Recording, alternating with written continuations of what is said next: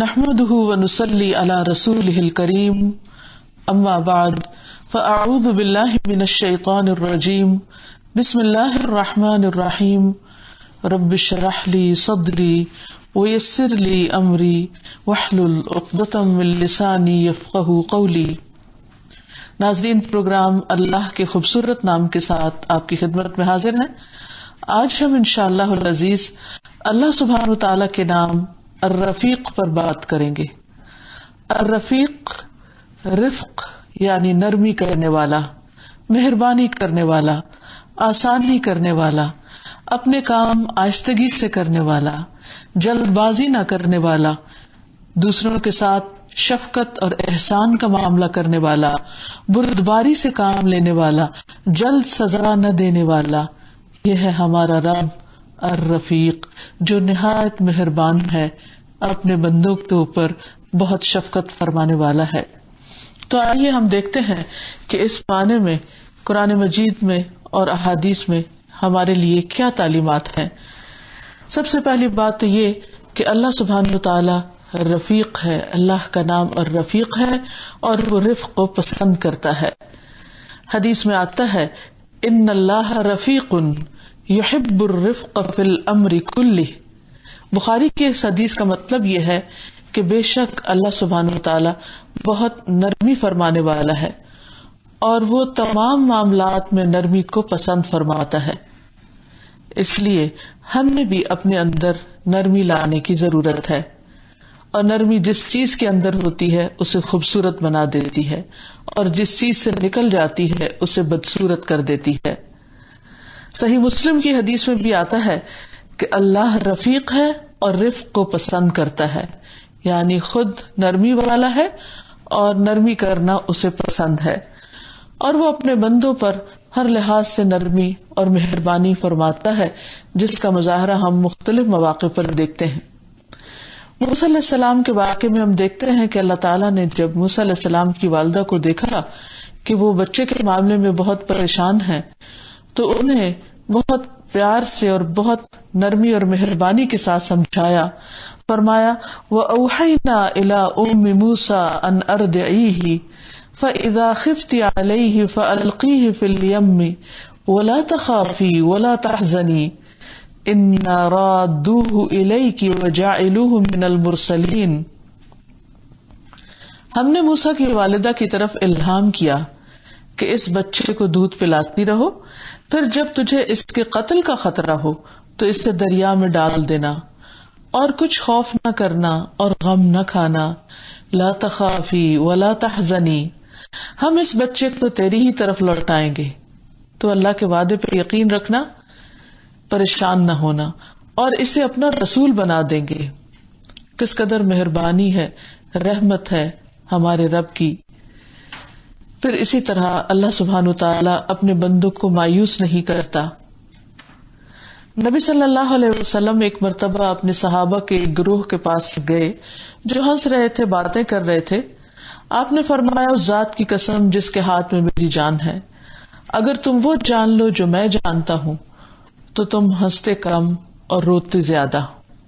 پھر آپ چلے گئے تو لوگ رونے لگ گئے۔ اللہ تعالیٰ نے آپ کی طرف وحی کی، اے محمد آپ نے میرے بندوں کو مایوس کیوں کیا؟ تو نبی صلی اللہ علیہ وسلم واپس تشریف لائے اور فرمایا خوش ہو جاؤ، سیدھے رہو اور قریب ہو جاؤ۔ یعنی جب صحابہ رونے لگے اور پریشان ہو گئے تو اللہ سبحانہ تعالیٰ نے نبی صلی اللہ علیہ وسلم کی طرف پیغام بھیجا کہ وہ انہیں مایوس نہ ہونے دے، یعنی اللہ کی رحمت سے۔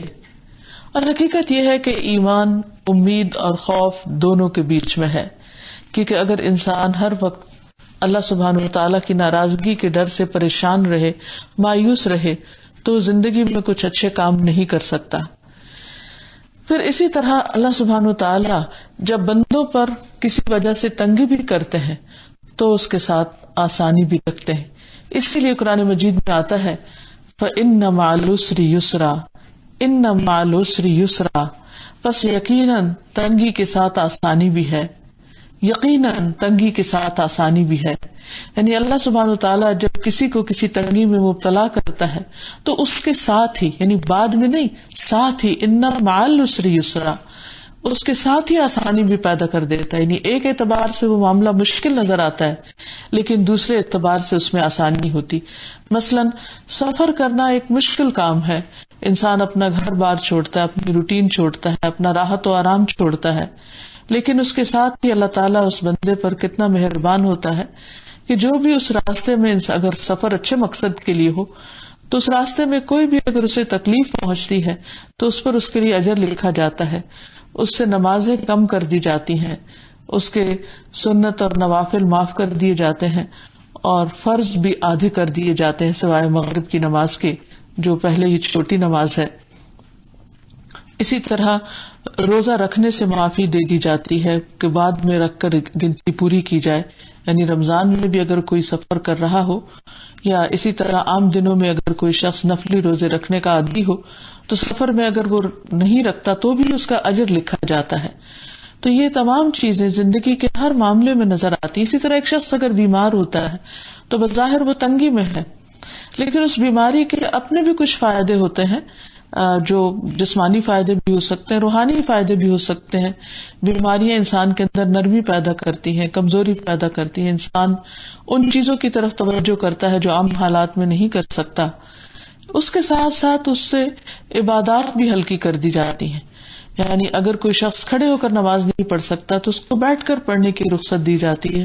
بیٹھ کر بھی اگر کوئی نہ پڑھ سکے تو لیٹ کر اشاروں سے یعنی اس کی عبادت میں یا عبادت کے طریقے میں آسانی اور نرمی پیدا کر دی جاتی ہے. تو رسول اللہ صلی اللہ علیہ وسلم نے فرمایا مدد صبر کے ساتھ ہے اور کشادگی تنگی کے ساتھ ہے، اور بے شک تنگی کے ساتھ آسانی ہے، اور بے شک تنگی کے ساتھ آسانی ہے. پھر اسی طرح یہ ہے کہ بندوں پر جب حالات تنگ ہونے لگتے ہیں تو اللہ تعالیٰ ان کے لیے آسانی پیدا کر دیتا ہے، راہیں کھول دیتا ہے. نبی صلی اللہ علیہ وسلم پر جب مکہ کا قیام بہت مشکل ہو گیا تو آپ کے لیے ہجرت کی اجازت دے دی گئی اور آپ مکہ چھوڑ کر مدینہ کی طرف تشریف لے گئے، جس میں آپ کے لیے ان مشکلات سے نکلنے کا راستہ پیدا ہو گیا، آسانی پیدا ہو گئی. اسی طرح ہم دیکھتے ہیں کہ رات کا اندھیرا جب بہت بڑھ جاتا ہے تو اسی سے پھر صبح کی سحر ہو جاتی ہے، روشنی پھوٹ پڑتی ہے. پھر اسی طرح بندہ جب بعض اوقات انتہائی گھبراہٹ کے عالم میں ہوتا ہے تو اللہ سبحانہ تعالیٰ اس پر سکینت نازل کر دیتے ہیں، جیسے جنگ احد کے موقع پر صحابہ کرام کے ساتھ ہوا، جیسے غار ثور میں نبی صلی اللہ علیہ وسلم کے ساتھ ہوا، اور اس کو عام انسان بھی اپنی زندگی میں ایکسپیرینس کرتے ہیں. جہاں تک غار ثور کا تعلق ہے تو اللہ سبحانہ تعالیٰ فرماتے ہیں ثم انزل اللہ سکینتہ علی رسولہ وعلی المؤمنین وانزل جنودا لم تروہا وعذب الذین کفروا وذلک جزاء الکافرین. پھر اللہ نے اپنے رسول پر اور مومنوں پر تسکین نازل فرمائی اور ایسے لشکر اتارے جو تمہیں نظر نہیں آتے تھے، اور کافروں کو سزا دی، اور کافروں کا یہی بدلہ ہے. پھر اسی طرح اللہ سبحانہ وتعالی جو عام طور پر احکامات نازل کرتے ہیں، مثلاً ہوائیں چلتی ہیں یا بارش برستی ہے یا دھوپ نکلتی ہے، تو اس میں بھی آپ دیکھیں کہ آہستگی کے ساتھ چیزیں ہو رہی ہوتی ہیں، اور پھر جب تیز بھی ہوتی ہے ان میں شدت اور حدت بھی آتی ہے تو وہ بھی فوراً نہیں آتی.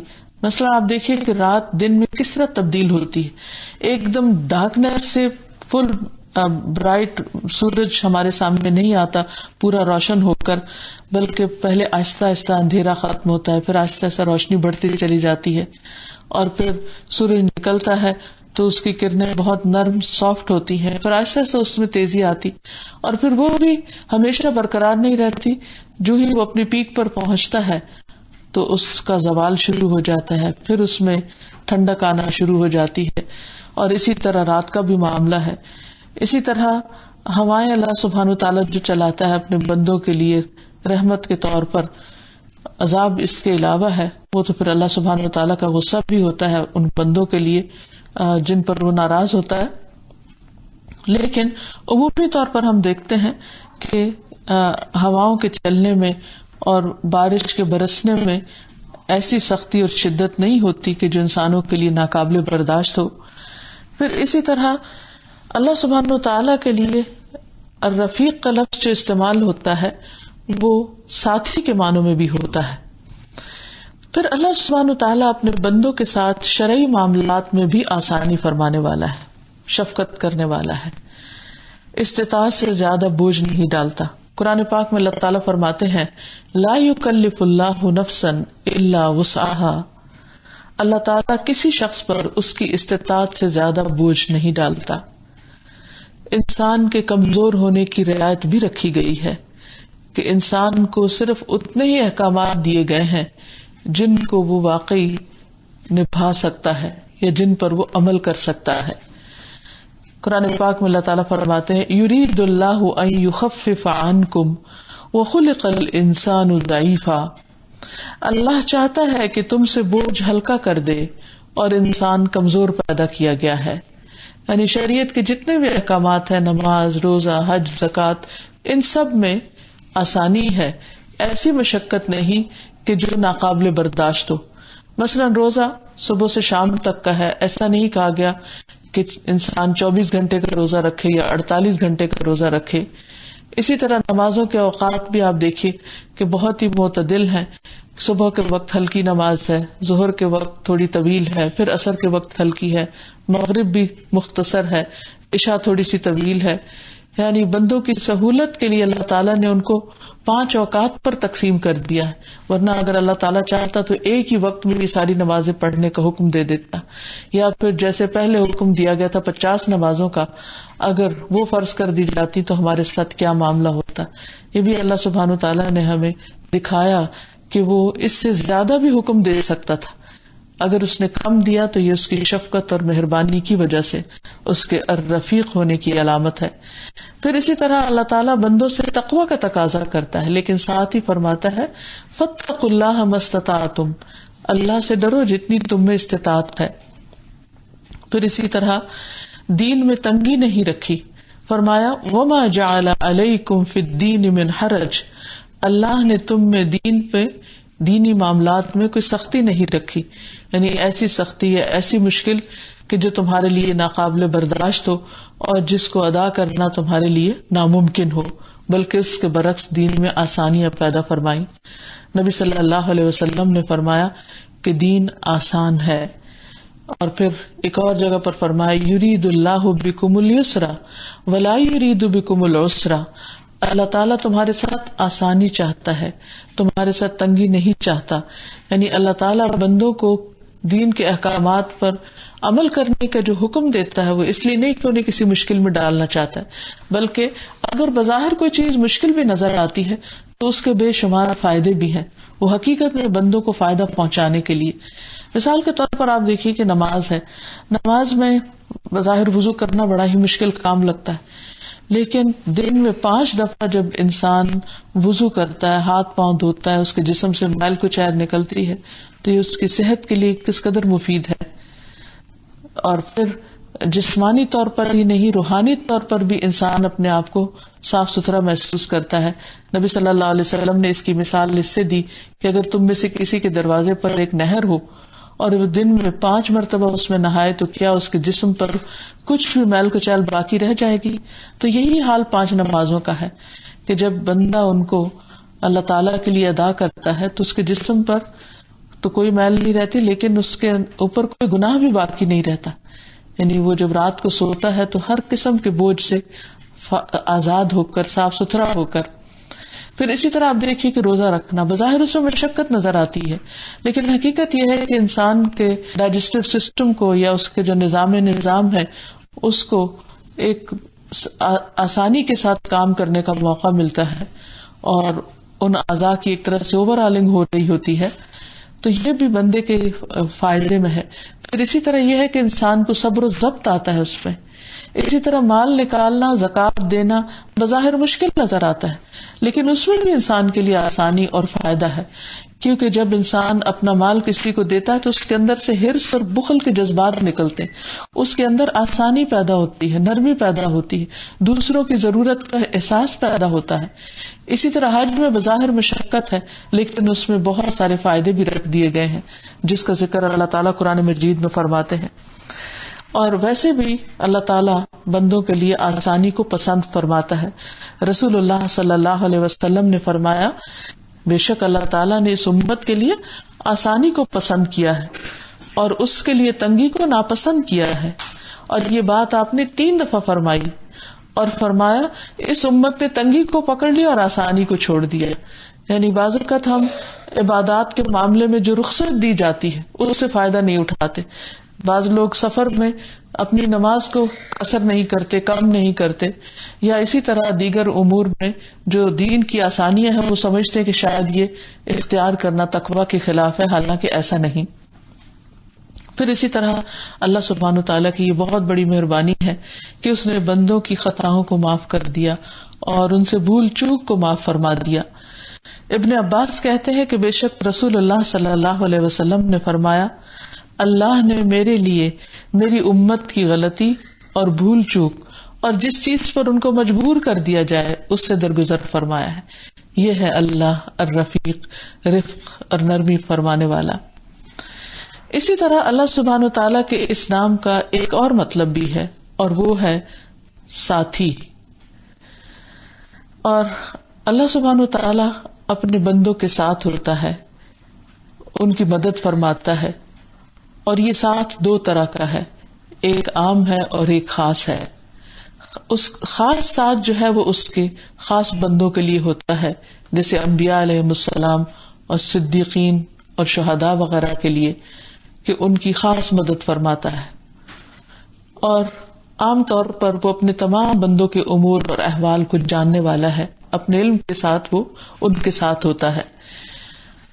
اس سلسلے میں ابن عمر کی ایک روایت ہے کہ رسول اللہ صلی اللہ علیہ وسلم جب بھی اپنے اونٹ پر سوار ہو کر کسی سفر کے لیے نکلتے تو 3 مرتبہ اللہ اکبر کہتے، پھر فرماتے سبحان الذی سخر لنا ھذا وما كنا له مقرنین وانا الی ربنا لمنقلبون۔ پاک ہے وہ ذات کہ جس نے ہمارے لیے اسے مسخر کر دیا اور ہم اسے مسخر کرنے والے نہ تھے، اور ہم اپنے پروردگار کی طرف پلٹ کر جانے والے ہیں، یعنی بالآخر ہم سب کی واپسی اللہ تعالیٰ ہی کی طرف ہے۔ پھر آپ دعا فرماتے اللہم انا نسألک فی سفرنا ھذا البر والتقوی ومن العمل ما ترضى اللہم ہون علینا سفرنا ھذا واطو عنا بعدہ اللہم انا نعوذ بک من وعثاء السفر وکآبۃ المنظر وسوء المنقلب فی المال والاہل والولد۔ پھر اسی طرح نبی صلی اللہ علیہ وسلم کی وفات کا وقت جب قریب آیا تو اس سلسلے میں حضرت عائشہ فرماتی ہیں کہ رسول اللہ صلی اللہ علیہ وسلم جب تندرست تھے تو فرمایا کہ کسی نبی کی اس وقت تک روح قبض نہیں کی جاتی جب تک جنت میں اس کے رہنے کی جگہ اسے نہ دکھا دی جاتی ہو، پھر اسے دنیا یا آخرت کے لیے اختیار دیا جاتا ہے۔ پھر جب نبی صلی اللہ علیہ وسلم بیمار ہوئے اور آپ کا سر مبارک میری ران پر تھا تو آپ پر تھوڑی دیر کے لیے غشی چھا گئی۔ پھر جب آپ کو ہوش آیا تو آپ چھت کی طرف ٹکٹکی لگا کر دیکھنے لگے، پھر فرمایا اللہم الرفیق الاعلی۔ میں نے کہا کہ اب نبی صلی اللہ علیہ وسلم ہم میں ترجیح نہیں دے سکتے، اور میں سمجھ گئی کہ یہ وہی بات ہے جو آپ نے ایک مرتبہ ارشاد فرمائی تھی۔ حضرت عائشہ فرماتی ہے کہ نبی صلی اللہ علیہ وسلم کی آخری بات جو آپ نے اپنی زبان مبارک سے ادا فرمائی وہ یہ تھی اللہم الرفیق الاعلی، یعنی اے اللہ مجھے رفیق اعلیٰ کا ساتھ پسند ہے، یعنی اللہ سبحانہ تعالیٰ کے پاس واپس جانا چاہتا ہوں۔ تو اللہ تعالیٰ اپنے بندوں پر جہاں مہربانی فرماتا ہے وہاں پر وہ ان کے ساتھ بھی ہوتا ہے، اور خاص بندوں کے ساتھ اس کی خاص معیت ہوتی ہے۔ جب ہم اللہ تعالیٰ کی اس صفت کو سمجھ لیں تو پھر ہماری زندگی پر اس کے اثرات مرتب ہونے چاہیے، کس قسم کے؟ آئیے دیکھتے ہیں کہ سب سے پہلے تو یہ کہ اللہ تعالیٰ اگر ہم پر مہربان ہے تو ہمیں اللہ کی مخلوق پر مہربانی کرنی چاہیے. اور جیسے مشہور شعر بھی ہے، کرو مہربانی تم اہل زمین پر، خدا مہرباں ہوگا عرش بنی پر. کہ اگر تم مخلوق کے ساتھ مہربانی کرو گے تو وہ عرش والا تم پر مہربانی فرمائے گا. تو چونکہ اللہ سبحانہ وتعالی الرفیق ہے اور اسے ہر معاملے میں رفق یعنی نرمی پسند ہے، تو ہمیں بھی ہر معاملے میں نرمی اختیار کرنی چاہیے. اور یہ اللہ سبحانہ وتعالی کے محبوب بندوں کی صفت ہوتی ہے. ابو انبا خولانی رسول اللہ صلی اللہ علیہ وسلم کی طرف مرفوعاً بیان کرتے ہیں کہ بلا شبہ اہل زمین میں سے اللہ تعالیٰ کے لیے برتن ہے، یعنی کچھ برتن ہے زمین پر، اور تمہارے پروردگار کے برتن نیک لوگوں کے دل ہیں، اور اسے ان میں سے سب سے زیادہ پسندیدہ وہ ہیں جو نرمی اور شفقت کرنے والے ہیں. یعنی اللہ سبحانہ تعالیٰ کے محبوب بندے ہیں وہ جن کے اندر نرمی کی صفت پائی جاتی ہے. خود نبی صلی اللہ علیہ وسلم کس قدر نرم دل، مہربان اور شفیق تھے. حقیقت یہ ہے کہ نرمی انسان کو جنت میں لے جانے والے کاموں میں سے ہے. نبی صلی اللہ علیہ وسلم نے فرمایا 3 قسم کے لوگ جنتی ہیں، ان میں سے ایک رحم اور شفقت کرنے والا، وہ شخص جو ہر قرابت دار اور ہر مسلمان کے لیے نرم دل ہو. اور یہ نرمی صرف مسلمانوں ہی کے لیے نہیں بلکہ اللہ کی ساری مخلوق کے ساتھ ہونی چاہیے، کیونکہ یہ نرمی اللہ سبحانہ وتعالیٰ کی معافی پانے کا ذریعہ بھی ہے. رسول اللہ صلی اللہ علیہ وسلم نے فرمایا، اللہ نے پہلے لوگوں میں سے ایک شخص کو صرف اس لیے بخش دیا کہ وہ خرید و فروخت میں ادائیگی اور تقاضا کرنے میں بڑا نرم خو تھا. یعنی جب لوگوں کے ساتھ لین دین کرتا تھا تو نرمی سے معاملہ کرتا.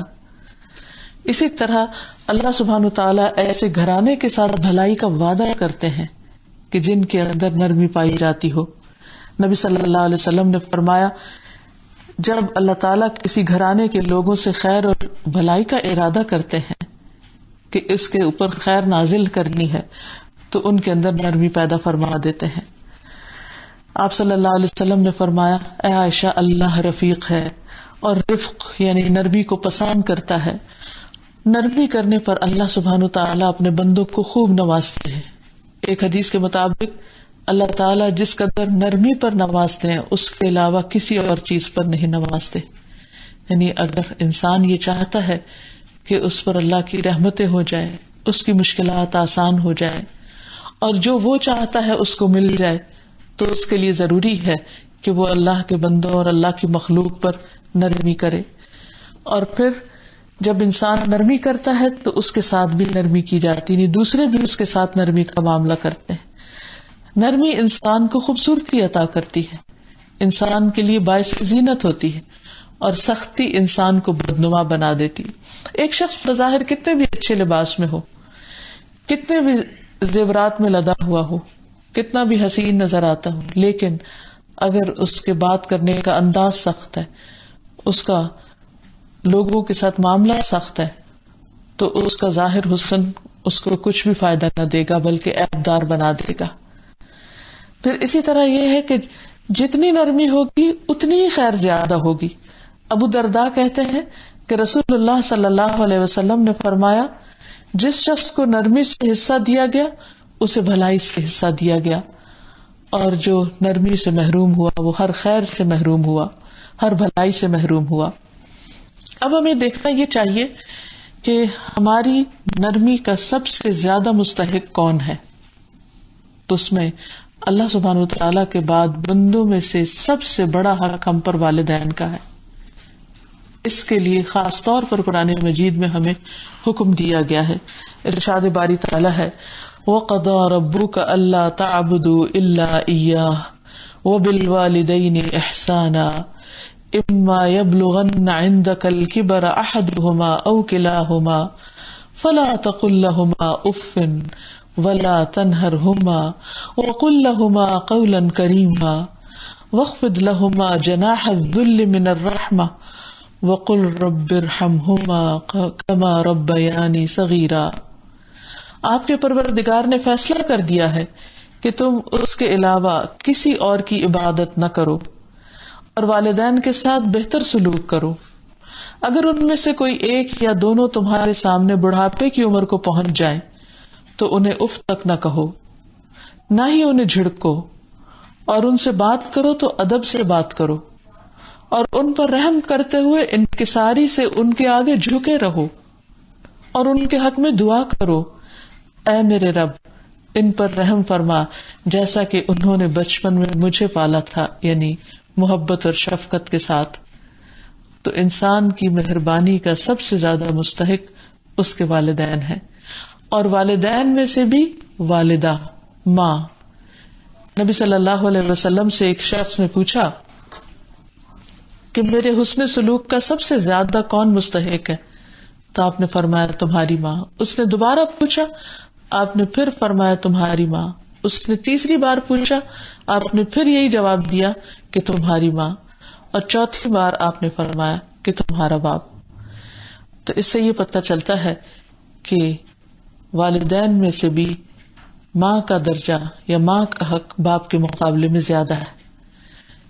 اسی طرح والدین کے بعد انسان اپنی اولاد کے لیے تو نرم مزاج اور شفیق ہوتا ہی ہے، لیکن بیوی کے ساتھ نرمی بھی ہمارے دین کے اخلاق میں سے ہے، کیونکہ عموماً بچے تو چونکہ اپنا خون ہوتے ہیں اور اللہ تعالیٰ نے ان کی محبت دلوں میں ڈالی ہی ہوتی ہے، تو اس کے لیے کسی ایفرٹ کی ضرورت نہیں ہوتی، لیکن بہت سے لوگ خواتین کے ساتھ نرمی کا معاملہ نہیں کرتے، اور خصوصاً ہمارے ملک میں وقتاً فوقتاً ایسے واقعات سامنے آتے رہتے ہیں جس میں خواتین کے ساتھ زیادتی کی جاتی ہے یا بیویوں پر تشدد کیا جاتا ہے۔ یہ کوئی اسلامی یا انسانی اخلاق نہیں۔ اس سلسلے میں انسان کو اپنے آپ کو بہتر بنانے کی ضرورت ہے۔ رسول اللہ صلی اللہ علیہ وسلم نے فرمایا، تم میں سے بہتر وہ ہے جو اپنے گھر والوں کے لیے بہتر ہو، اور تم سب کی نسبت میں اپنے گھر والوں کے لیے بہتر ہوں۔ حضرت انس کہتے ہیں کہ نبی صلی اللہ علیہ وسلم اپنی ازواج مطہرات کے پاس تشریف لائے۔ اونٹ ہانکنے والا اونٹوں کو تیز تیز ہانک رہا تھا، جس کا نام انجشہ تھا۔ آپ نے فرمایا، اے انجشہ، تیرے لیے خرابی ہو، اونٹوں کو آہستہ آہستہ چلاؤ، ان پر نازک آبگینے سوار ہیں۔ یعنی خواتین کو نازک شیشوں کی طرح کنسیڈر کیا کہ جس طرح تیزی کے ساتھ وہ ٹوٹ سکتے ہیں، اسی طرح خواتین بھی جسمانی اعتبار سے کمزور ہوتی ہیں تو ان کو کوئی تکلیف پہنچ سکتی ہے، تو تم اونٹوں کو اس طرح نہ چلاؤ کہ ان کے لیے یہ چلنا باعث اذیت ہو۔ پھر اسی طرح آپ صلی اللہ علیہ وسلم کو دیکھا گیا کہ آپ حضرت صفیہ کے لیے اپنا گھٹنا رکھ دیتے اور وہ گھٹنے کو سیڑھی کے طور پر استعمال کرتے ہوئے اونٹ پر سوار ہوتی۔ پھر اسی طرح حضرت عائشہ رضی اللہ تعالی عنہا جب بھی آپ سے کسی چیز کی فرمائش کرتی ہیں آپ ان کو پورا کر دیتے۔ پھر اسی طرح بچوں کے ساتھ نرمی، صرف اپنے بچوں کے ساتھ نہیں، سب کے بچوں کے ساتھ۔ حضرت انس کہتے ہیں کہ میں نے رسول اللہ صلی اللہ علیہ وسلم سے بڑھ کر کسی کو بچوں پر شفقت کرتے ہوئے نہیں دیکھا۔ پھر بچے کو نرمی سے اٹھانا، نرمی سے رکھنا، پیار کا معاملہ کرنا۔ صحابہ کہتے ہیں کہ ہم رسول اللہ صلی اللہ علیہ وسلم کے ساتھ نماز عشاء ادا کر رہے تھے، اچانک حسن اور حسین آپ کی پشت پر چڑھ گئے۔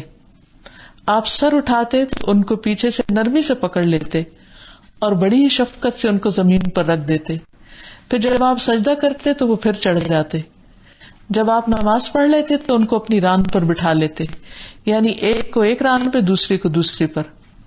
ابو ہریرہ کہتے ہیں کہ میں آپ کے پاس آیا اور کہا، اے اللہ کے رسول صلی اللہ علیہ وسلم، کیا میں ان دونوں کو ان کی ماں کے پاس نہ لے جاؤں؟ آپ نے فرمایا نہیں۔ ہم عام طور پر کیا کرتے ہیں کہ نمازوں کے اوقات میں اگر بچے قریب بھی آ جائیں تو زبردستی سے ان کو دور لے جاتے ہیں، وہ چیختے چلاتے رہتے ہیں لیکن کوئی ان کی نہیں سنتا، اور اگر وہ پیٹھ پر سوار ہو جائیں تو بعض اوقات ان کو گرا بھی دیتے ہیں۔ تو یہ مسنون طریقہ نہیں، پیارے نبی کی سنت نہیں، اس لیے اس سے بچنا چاہیے۔ اسی طرح بعض اوقات مسجد میں بچے شور کرتے ہیں لیکن ہم دوسری ایکسٹریم پر نکل جاتے ہیں اور ان کو پیار سے سمجھاتے نہیں، اپنے پاس بٹھاتے نہیں، جس سے دوسرے لوگ ڈسٹرب ہوتے ہیں۔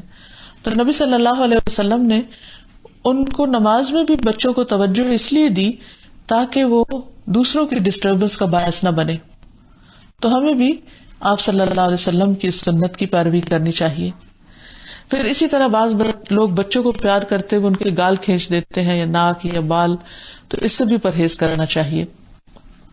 جابر بن سمرہ کہتے ہیں میں نے رسول اللہ صلی اللہ علیہ وسلم کے ساتھ ظہر کی نماز پڑھی، پھر آپ اپنے گھر جانے کو نکلے، میں بھی آپ کے ساتھ نکلا. سامنے کچھ بچے آئے، آپ نے ہر ایک بچے کے رخسار پر ہاتھ پھیرا، یعنی اس کے گال پر ہاتھ پھیرا اور میرے بھی گال پر ہاتھ پھیرا، اور میں آپ کے ہاتھ میں وہ ٹھنڈک یا خوشبو جو اس وقت میں نے پائی وہ آج تک محسوس کرتا ہوں. یعنی آپ کا ہاتھ ریشم کی طرح ملائم تھا اور اتنا خوشبودار، اور آپ نے پیار سے ہر بچے کو اس کے گال پہ ہاتھ پھیرا، اور ظاہر ہے کہ یہ آپ کی محبت اور شفقت ان کو زندگی بھر کے لیے یاد رہ گئی. پھر اسی طرح انسان کو اپنے رشتہ داروں کے ساتھ نرمی کا سلوک کرنا چاہیے. بعض اوقات انسان اپنے دوستوں اور باہر والوں کے ساتھ تو پھر بھی مہربانی کر لیتا ہے، لیکن رشتہ داروں کے عموماً تقاضے زیادہ ہوتے ہیں اور ان کی طرف سے تکلیف بھی بہت پہنچتی ہے، اور پھر جواباً اچھا معاملہ کرنا، اچھا سلوک کرنا مشکل ہو جاتا ہے. ابن عباس رضی اللہ عنہ سے مروی ہے کہ انہوں نے کہا کہ اپنے نسبوں کو یعنی رشتوں کو یاد رکھو، اپنے رشتہ داروں کے ساتھ صلہ رحمی کرو. اگر قریبی رشتہ دار کو بھی دور کرو تو دور تر ہو جاتے ہیں، اور اگر دور کے رشتہ دار کو بھی قریب کرو تو قریب تر ہو جاتے ہیں. قیامت کے دن رحم اپنے مالک کے حضور شہادت دے گا کہ کس نے اسے جوڑا اور کس نے اسے توڑا. پھر اسی طرح انسان کو اپنے خادموں کے ساتھ نرمی کرنی چاہیے، پیار سے کام کرانا چاہیے. ڈانٹنے کی بھی ضرورت پیش آئے تو پیار سے سرزنش کرنی چاہیے. ان کے کاموں میں ہر وقت عیب نہیں نکالنے چاہیے. کسی کام کے غلط ہو جانے پر شدید ملامت نہیں کرنی چاہیے، یعنی بتانا تو چاہیے غلطی کا، لیکن ایسی ملامت نہیں کہ دوسرا شخص ڈسہارٹ ہو جائے، کیونکہ وہ بھی آخر انسان ہے. پھر اسی طرح ان کو مار پیٹ سے دور رہنا چاہیے. حضرت عائشہ کہتی ہے کہ رسول اللہ صلی اللہ علیہ وسلم نے کسی کو اپنی ذات کے لیے اپنے ہاتھ سے نہیں مارا، نہ کسی عورت کو، نہ کبھی کسی خادم کو. پھر ان کی ضروریات بھی پوری کرنی چاہیے. نبی صلی اللہ علیہ وسلم کے ایک خادم تھے، آپ ان سے اکثر پوچھتے رہتے تھے کہ تمہیں کیا چاہیے، تمہیں کسی چیز کی ضرورت تو نہیں، تمہیں کوئی میری مدد چاہیے ہو. تو ایک مرتبہ انہوں نے کہا کہ یا رسول اللہ صلی اللہ علیہ وسلم، آپ قیامت کے دن میری شفاعت کرا دیجیے. تو آپ نے فرمایا کہ تمہارے دل میں یہ خیال کس طرح آیا؟ تو وہ کہنے لگے کہ اللہ نے میرے دل میں یہ خیال ڈالا ہے. پھر آپ نے فرمایا کہ اچھا اگر تم یہ چاہتے ہو تو سجدوں کی کثرت سے میری مدد کرو، یعنی نمازیں خوب پڑھا کرو تاکہ میں تمہارے حق میں شفاعت کر سکوں. پھر اسی طرح اپنے تو اپنے ہیں اور قریبی لوگ تو قریبی لوگ ہیں. ہمارا دین تو ہمیں دشمنوں کے ساتھ بھی نرم سلوک کرنے کی تلقین کرتا ہے. جنگ احد کے بعد جب آپ کا دانت مبارک شہید ہو گیا تو آپ کے منہ سے چند ایسے الفاظ نکلے کہ جن پر آپ کو فوراً بتایا گیا کہ آپ ان کے حق میں ایسا نہ کہیں، کیونکہ کچھ معلوم نہیں کہ اللہ تعالیٰ ان کی اولادوں میں ایسے لوگ پیدا کر دے جو آپ کے دین پر ایمان لانے والے ہوں. پھر اسی طرح جانوروں کے ساتھ نرمی اور شفقت کا معاملہ کرنا چاہیے. ان پر ان کی طاقت سے بڑھ کر بوجھ نہیں ڈالنا چاہیے. معاویہ بن قرہ کہتے ہیں کہ ابو درداء کا ایک اونٹ تھا جس کو دمون کہا جاتا. جب لوگ ان سے وہ ادھار مانگتے یعنی سواری وغیرہ کے لیے تو ابو درداء کہتے کہ اس اونٹ پر اس طرح کے بوجھ کے علاوہ بوجھ نہ لادنا، کیونکہ اس سے زیادہ وہ بوجھ لادنے کی طاقت نہیں رکھتا. یعنی اونٹ کے معاملے میں بھی وہ باقاعدہ تلقین کرتے، انسٹرکشنز دیتے. جب ابو درداء پر وفات کا وقت آیا تو کہنے لگے اے دمون، کل میرے رب کے ہاں میرے ساتھ جھگڑا نہ کرنا، میں تجھ پر وہی بوجھ لاتا تھا جس کی تیرے اندر طاقت تھی. دیکھیے صحابہ کا تقویٰ کہ انسان تو انسان، جانوروں کے ساتھ بھی کس قدر انصاف کا معاملہ کرتے. پھر جانوروں کو صاف ستھرا بھی رکھنا چاہیے. پھر نبی صلی اللہ علیہ وسلم نے ایک مرتبہ گھوڑے کا چہرہ اپنی چادر سے پوچھا. جب آپ سے پوچھا گیا کہ آپ ایسا کیوں کر رہے ہیں تو آپ نے فرمایا کہ گزشتہ رات مجھے گھوڑوں کے بارے میں ڈانٹا گیا ہے، یعنی تلقین کی گئی ہے. پھر لمبے ناخنوں کے ساتھ دودھ نہیں دونا چاہیے، کیونکہ اس سے جانوروں کو تکلیف ہوتی ہے. سوادہ بن ربی کہتے ہیں کہ میں نبی صلی اللہ علیہ وسلم کے پاس آیا اور آپ سے سوال کیا. آپ نے میرے لیے کچھ اونٹنیوں کا حکم دیا اور مجھے فرمایا جب تو اپنے گھر پہنچے تو انہیں کہنا کہ موسم بہار میں پیدا ہونے والے ان کے بچوں کو اچھی غذا دیں. نیز انہیں کہنا کہ وہ اپنے ناخن تراش لیں تاکہ دودھ دوہتے وقت مویشیوں کے تھنوں کو تکلیف نہ ہو. اب دیکھیے کتنی دور کی بات سوچی, کس قدر مہربانی اور کس قدر حسن سلوک تھا آپ کا. حقیقت یہ ہے کہ آپ کو اللہ سبحانہ وتعالیٰ نے تمام جہان والوں کے لیے رحمت بنا کر بھیجا تھا. وما ارسلناک الا رحمتا للعالمین. اور پھر یہ کہ انسان عام طور پر نرمی اس کے ساتھ تو کرتا ہی ہے جو اس کے ساتھ نرم سلوک کرے, لیکن ایسے لوگوں کے ساتھ نرمی کرنا جو ہمارے ساتھ سختی کرے, یہ واقعی ایک امتحان ہوتا ہے. اور اس امتحان میں وہی کامیاب ہو سکتا ہے جس کے دل کے اندر حقیقی طور پر نرمی آ چکی ہو. اس لیے انسان اپنی بھلائی کے لیے, اپنے فائدے کے لیے, اور یہ بھلائی صرف آخرت کی نہیں, دنیا کی بھی بھلائی اور دنیا کے بھی فائدے کے لیے اپنے اندر کوشش کر کے نرمی لائے اور سختی کے مواقع اور سختی کے طریقوں سے بچے. اب دیکھیں کہ اس کی ایک بہترین مثال ہماری زبان ہے. کسی نے زبان سے پوچھا کہ تم 32 دانتوں کے اندر سلامت کیسے رہتی ہو؟ تو اس نے کہا کہ اپنی نرمی کی وجہ سے. اور ایک حقیقت ہے کہ اگر زبان سخت ہوتی تو معلوم نہیں کتنی دفعہ وہ دانتوں کے آگے کرش ہو جاتی یا ٹوٹ جاتی. اللہ سبحانہ وتعالیٰ کے اس نام سے ہمیں دعا بھی کرنی چاہیے. نبی صلی اللہ علیہ وسلم وفات سے پہلے یہ دعا کیا کرتے تھے, اللہم اغفر لی وارحمنی والحقنی بالرفیق. اے اللہ میری مغفرت فرما, مجھ پر رحم کر اور رفیق سے مجھے ملا. نبی صلی اللہ علیہ وسلم نے نرمی کرنے والے کے لیے دعا بھی کی ہے, اللہم من ولی من امر امتی شیئا فشق علیہم فاشقق علیہ ومن ولی من امر امتی شیئا فرفق بہم فرفق بہ. اے اللہ میری اس امت میں سے جس کو والی بنایا جائے, یعنی جسے کوئی حکومت دی جائے, کوئی عہدہ دیا جائے, اور وہ ان پر سختی کرے تو بھی اس پر سختی کر. اور میری امت میں سے جس کو کسی معاملے میں ولی بنایا جائے, والی بنایا جائے, اور وہ ان سے نرمی کرے تو بھی اس پر نرمی کر. تو بہرحال اللہ سبحانہ تعالی نرمی فرمانے والا ہے, لہذا ہمیں دوسروں کے لیے نرم مزاج ہونے کی ضرورت ہے. اور اگر ہم پر کوئی سختی کر رہا ہو تو اللہ سبحانہ تعالی سے یا رفیق کہہ کر دعا کرنی چاہیے. اللہ تعالی ہم سب کے حالات کو درست فرما دے اور ہمارے معاملات کو آسان کر دے. وآخر دعوانا ان الحمد للہ رب العالمین. سبحانک اللہم وبحمدک اشہد ان لا الہ الا انت استغفرک واتوب الیک.